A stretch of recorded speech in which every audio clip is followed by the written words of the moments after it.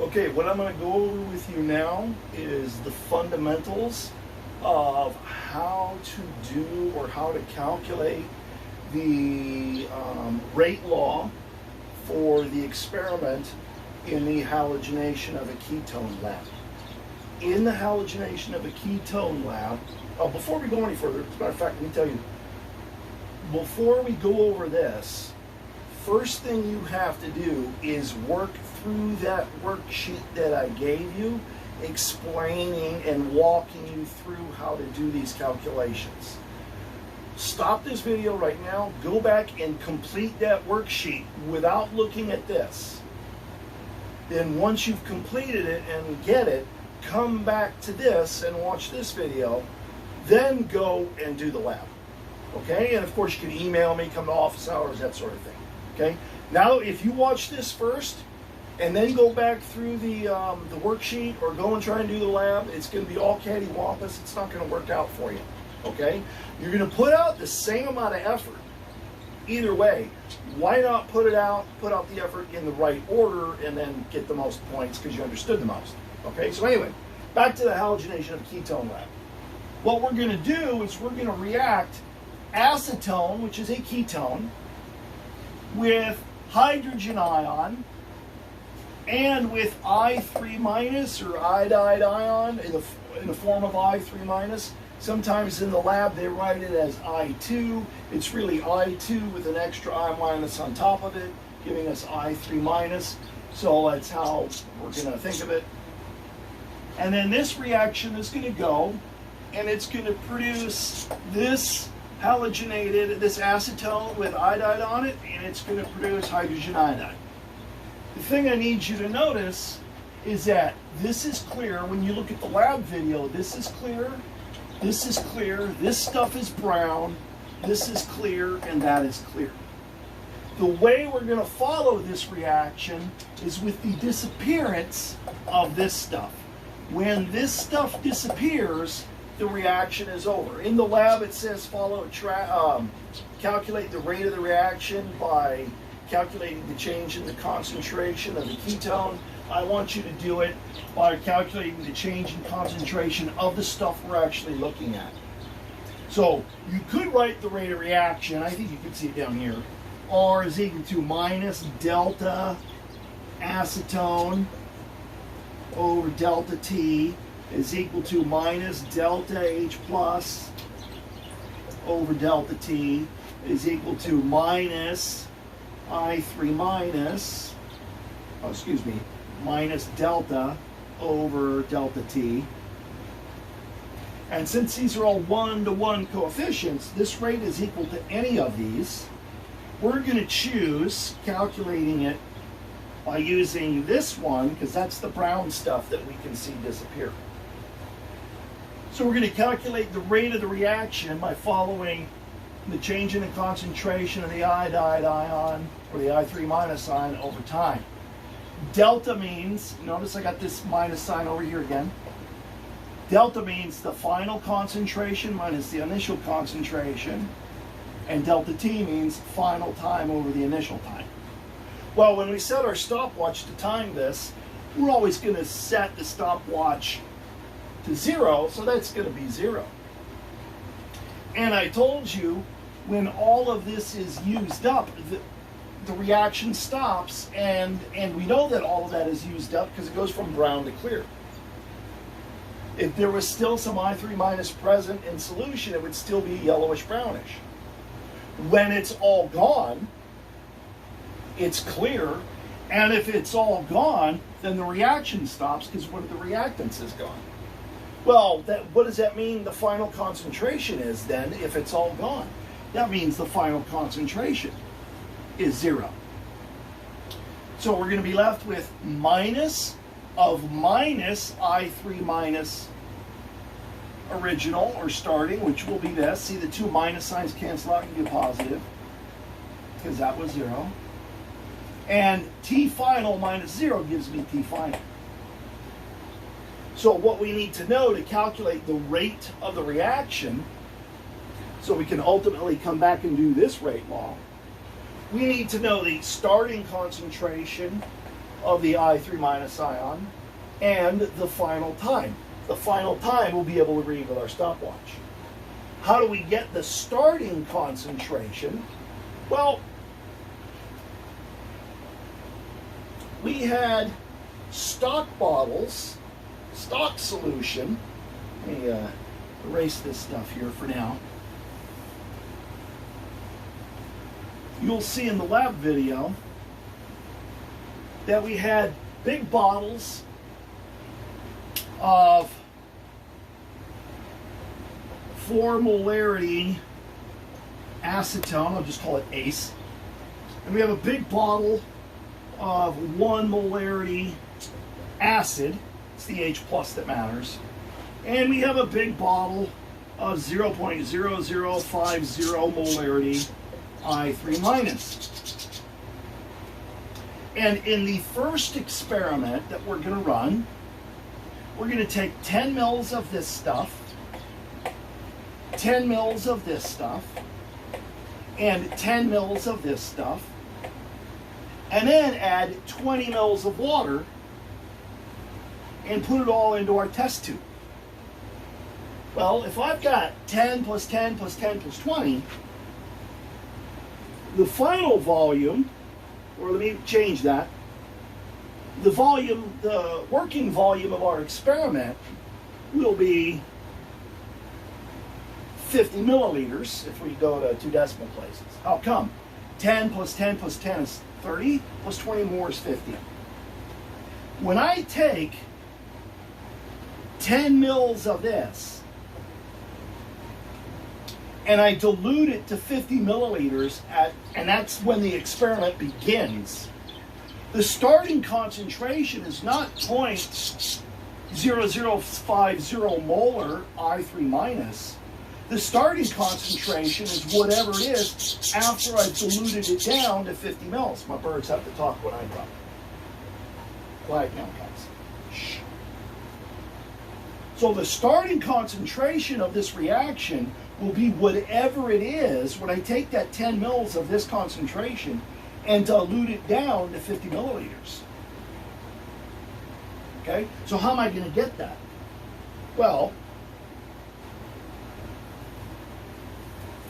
with the dilution equation, molarity of the stock solution, volume of the stock solution is equal to molarity of the working solution, volume of the working solution. Okay?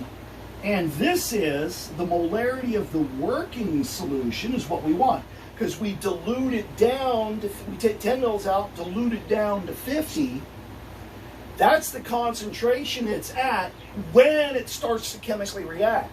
So that's the beginning concentration at the beginning of the reaction. The way we're going to get that is molarity of the working solution is going to be 0.0050 molar I3 minus.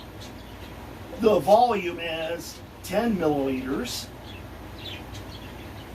And I actually measured those to 2 decimal places. Or, yeah, 2 decimal places, that's milliliters. And the final volume, or the volume of the working solution is 50 milliliters. Whatever number you get there, let me see where I put my calculator. Right? Well, this is going to be 1/5 of that, so that's going to be 0.0010 molar I3 minus. That will be the starting concentration for the first experiment. If I wanted to know the starting concentration of I3 minus for the second experiment, look, it's going to be 10 and 20 plus 10, that's 30, 40, 50. It's going to be 10 of this diluted down to 50 mils, it'll be the same number. Same thing for this guy right here. 10 plus 20 plus 10 plus 10 will be 10 over 50. Here, this will be double. This will be 20 over 50, and that'll be the starting concentration for the reaction rate for the fourth experiment. Again, you're not going to fully get this unless you go through and work through that worksheet that I gave you guys. And it's, you know, you're supposed to do that first, right? You're supposed to do some pre-lab studying first. So, that'll be the starting concentrations for each one of these experiments. So, for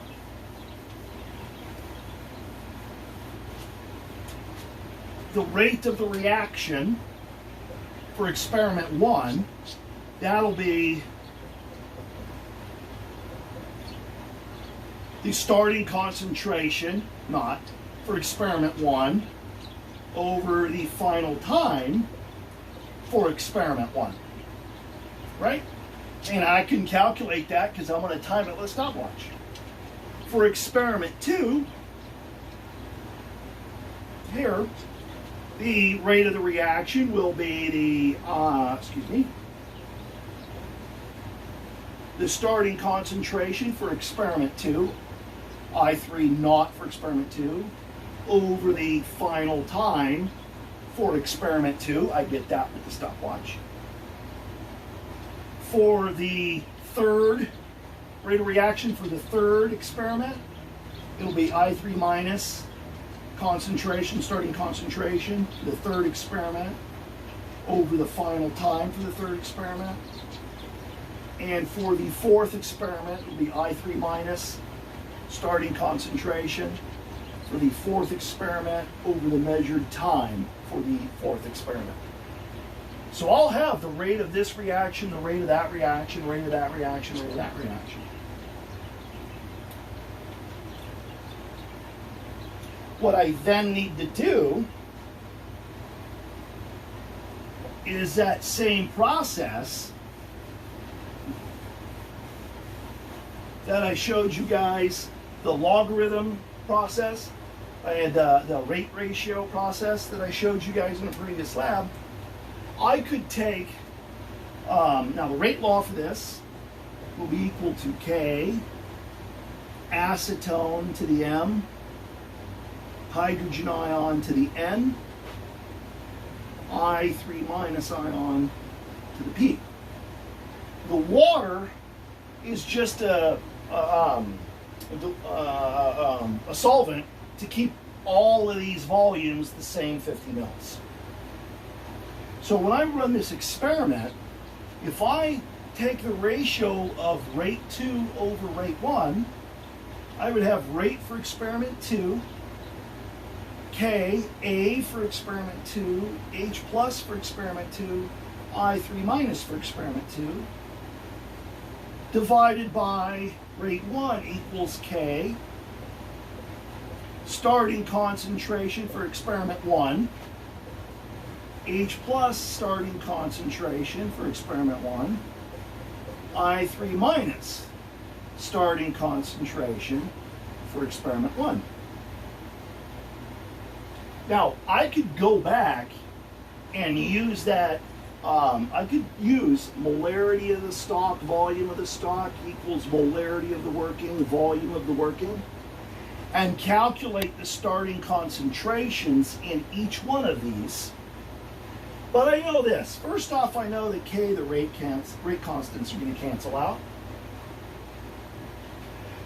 I know this.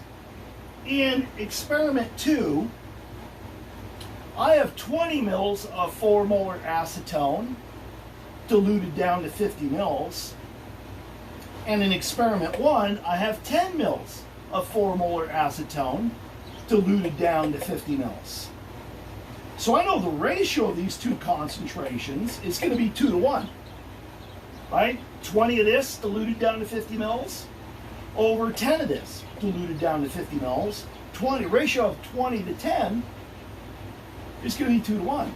Let's look over here. If I have 10 mils of 1 molar diluted down to 50 mils, whatever number I get here, excuse me, I said 10 mils, so it's experiment 2. If I have 10 mils of this, 10 mils of this diluted down to 50 milliliters, whatever number I get there will be the same number I get here, because guess what? In experiment 1, it's also 10 mils of this diluted down to 50. So these two will cancel out. I may not know what their concentrations are, but I know they're the same. And if I took experiment 2 to experiment 1, in experiment 2 I have 10 mils of this diluted down to 50 mils. And in experiment 1 I have 10 mils of this diluted down to 50 mils. I may not know what these numbers are, but I know that they're going to be the same.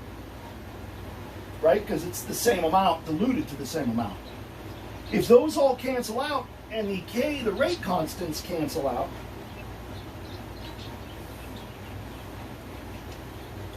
I'm going to be left with rate 2 over rate 1 is equal to A, for experiment 2, A, for experiment 1, and I know if I take 20 mils of 4 molar and dilute it down to 50 mils, let's look at it this way. The ratio is going to be 2 to 1 because I got twice as much of this as I do of that. I'll show you why. Right? I'm going to have 4 molar, 20 mils, diluted down to 50 mils in the second test tube. And here I'm going to, and that's going to be the M power. Here I'm going to have 4 molar, 10 mils, diluted down to 50 mils to the M power. This M and that M are different. This is molarity, that's an exponent. Well, won't the 50s cancel? And won't the 4 molars cancel? Won't I be left with 20 milliliters over 10 milliliters? Won't these milliliters cancel? Won't I be left with 20 over 10? So I will have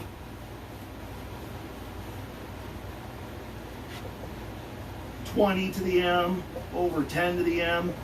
Won't that be the same thing as 2 over 1 to the M?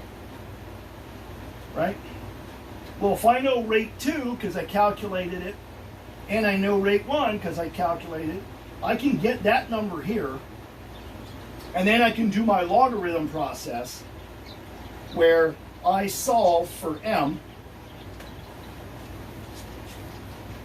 Well, I will end up having log of R2 over R1 is equal to M log of 2. And that will get me M. Next thing I do is choose another judiciously choose another ratio of experiments so that the acetone concentrations and the iodide concentrations cancel out, but the H plus concentrations don't cancel out. So I can solve for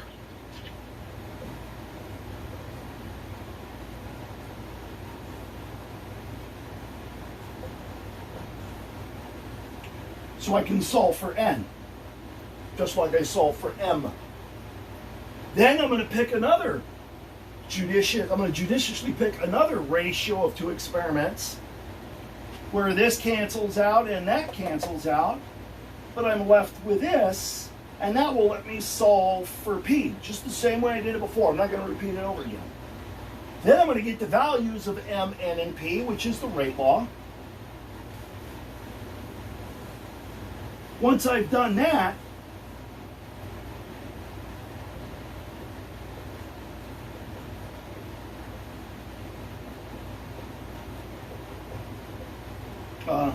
and pardon my handwriting, I've never been known for my handwriting. Once I get the values of M, N, and P, I can choose any one of these 3 experiments because the rate constant should be same for all 3 experiments. I'll go over that again why. But the rate constant for this, for experiment 1, 2, 3, and 4 should all be the same. Okay? But the rate value will be different because we calculated it this way.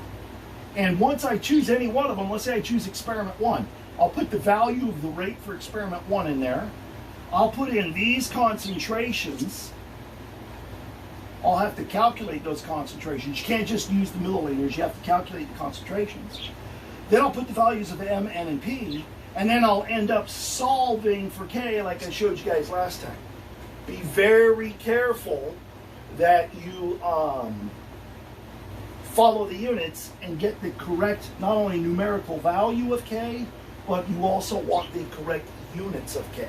Again, let me remind you, you will not be very well prepared for this lab experiment if you do not first go through and do that worksheet and get it correct.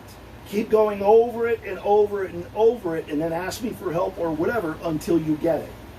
Looking at it one time and not getting it is not enough effort. You got to do it 4 or 5 times. Okay, that's just how it is.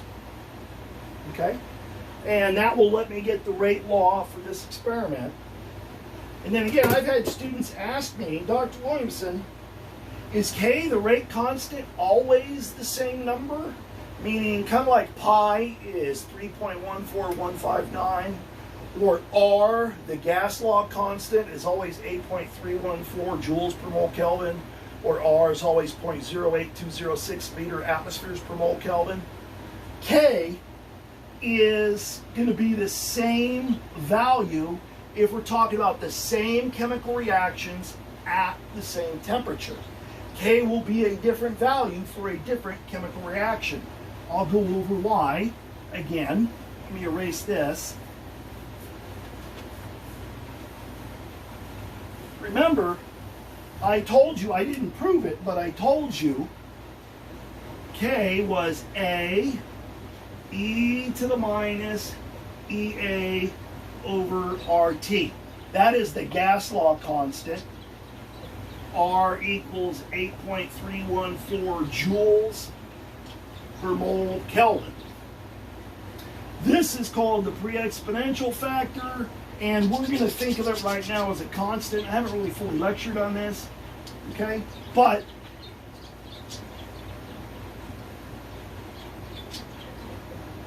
here is reaction coordinate diagram. This value right here is the activation energy. That's this right here. That is how much energy it takes to break these chemical bonds, break these bonds, get this guy stuffed in there, and do all kinds of stuff and make that reaction happen. Okay? How much energy it takes to break the chemical bonds depends on what the chemical bonds are. And what the chemical bonds are depends on specifically what that chemical reaction is. So if I had a different chemical reaction, I would have different chemical bonds, and therefore I would have a different activation energy. Also, if I run the same chemical reaction over, but at different temperatures, I'll get a different value of K. The activation energy, if I run this same reaction 4 times, the activation energy will be the same, but if I have it at 4 different temperatures, the rate constant will be different, because even though the activation energy is different, even though the activation energy is the same, the temperature will be different. And if the temperature is different, it makes the rate law different. Okay, that's why that happens. We'll do more of this stuff later, but I wanted you guys to know that stuff, okay? So it's important, again, like I said, you go over that worksheet first, thoroughly understand it, thoroughly master it. It's due Friday, and before you even really start this lab when I get it posted. Okay? So I'll talk to you guys next time, and if you can, email me or whatever. Okay.